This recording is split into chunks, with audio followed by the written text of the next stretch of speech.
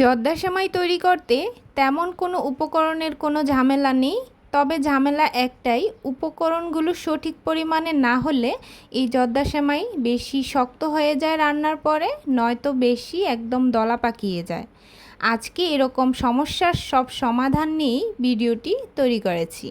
আশা করি আপনাদের অনেক কাজে আসবে। চলুন তাহলে রেসিপিটি শেয়ার করা যাক। জর্দা সেমাই তৈরির জন্য এখানে 200 গ্রাম পরিমাণে জর্দা সেমাই নিয়েছি। এই জর্দা সেমাই 200 গ্রাম পুরোটাই আজকে ব্যবহার করব।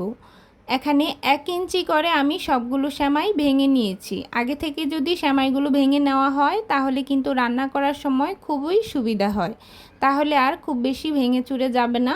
প্রথমেই একটু ছোট করে ভেঙে নিতে হবে। তো এবার আমি একটা প্যানে দিয়ে দিচ্ছি 1/3 কাপ পরিমাণ ঘি। এখানে ঘিয়ের পরিমাণটা একটু বাড়িয়ে দিলে সেমাইটা যেমন ঝরঝরে হয় তেমনি খেতেও ভীষণ মজার হয়। অবশ্যই ঘি দিয়ে করবেন, আর যদি শুধু ঘি দিয়ে না করতে চান তাহলে ঘিয়ের সাথে অবশ্যই তেল মিক্স করে করতে পারেন। এখানে ফোড়ন হিসেবে দারচিনি, এলাচ, তেজপাতা দিয়েছি, তার সাথে দিয়েছি কয়েকটা বাদাম মিক্স করে দিয়েছি।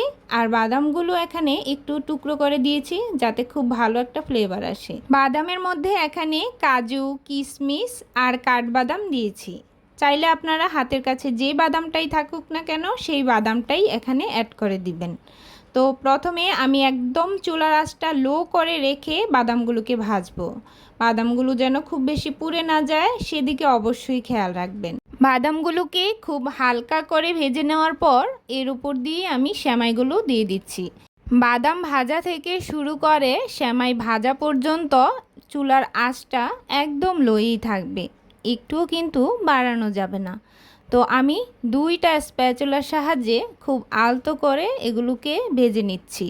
আর এই অবস্থায় অবশ্যই চুলার আঁচটা একদম লোয়ে থাকবে, একটু সময় নিয়ে ভাজতে হবে, তাহলে কিন্তু এই যে জর্দা সেমাইটার যে কালারটা সেটাও খুব সুন্দর আসে, আর খেতেও কিন্তু ভীষণ ভালো লাগে, ঝরঝরেও হয়। এই সময় একটু ধৈর্য নিয়ে উল্টে পাল্টে সময় নিয়ে ভেজে নিতে হবে জর্দা সেমাইগুলো। তো আগে থেকে যেহেতু ছোট করে ভাঙা ছিল তাই এখানে খুব বেশি ভেঙে চুরে যায়নি, এরকমই থাকবে। এভাবে কিছুক্ষণ ভেজে নেওয়ার পর দেখবেন যে কালারটাও চেঞ্জ হয়ে আসছে, আর যেই সেমাইয়ের গা থেকেও তেলতেলে ভাব চলে আসবে। দেখবেন যে তেলতেলে ভাবটা ছেড়ে দিয়েছে, তখনই বুঝবেন যে সেমাইটা খুব ভালো করে ভাজা হয়েছে। তো এই অবস্থাতেই আমি এর মধ্যে 1 কাপ পরিমাণ দিয়ে দিচ্ছি লিকুইড দুধ। 1 কাপ দুধের পরিবর্তে শুধুমাত্র 1 কাপ জল দিয়েও করা যাবে। এখানে 1 কাপ দুধের সাথে আমি আরেকটু জল ব্যবহার করেছি, এখানে 4 টেবিল চামচ জল হবে, এর বেশি কিন্তু একটুও জল লাগবে না। আর জলের পরিমাণটা অবশ্যই আপনারা দেখেছেন, এই জলের পরিমাণটা সঠিক না হলে কিন্তু সেমাইটা ঝুরঝুরে হবে না। আর এখানে হাফ কাপের থেকে একটু বেশি হবে চিনি দিয়ে দিচ্ছি, সামান্য একটু কিঞ্চি পরিমাণ লবণ দিয়ে দিলাম যাতে স্বাদের ব্যালেন্সটা খুব ভালো থাকে। আর চিনির পরিমাণটা আপনাদের টেস্ট অনুযায়ী আরেকটু বাড়িয়েও দিতে পারবেন বা কমিয়েও দিতে পারবেন।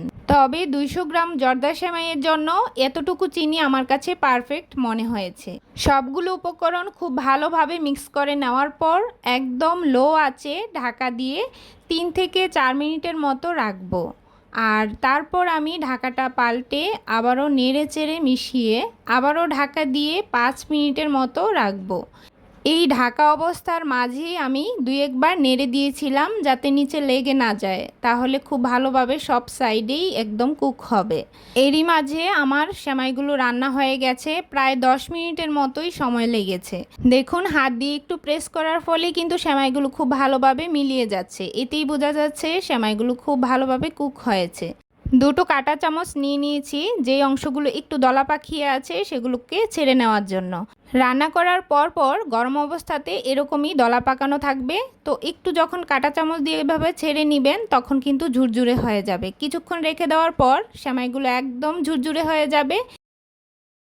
ঠিক যেই পরিমাণগুলো দেখিয়েছি সেই পরিমাণ ব্যবহার করে যদি সেমাইটা তৈরি করেন ঠিক এরকমই ঝুরঝুরে হবে, খেতে কিন্তু ভীষণ মজার হয়েছিল। অবশ্যই ট্রাই করবেন বাসায়, আর ঈদের দিন তো সবাইকে এইভাবেই বানিয়ে খাওয়াবেন। রেসিপিটি ভালো লাগলে প্লিজ একটা লাইক করে দিবেন, আর চ্যানেলে নতুন হয়ে থাকলে অবশ্যই চ্যানেলটি সাবস্ক্রাইব করার অনুরোধ রইল। যদি আগে থেকেই করে থাকেন তাহলে অসংখ্য ধন্যবাদ। আজকের মতো এ পর্যন্তই। টাটা।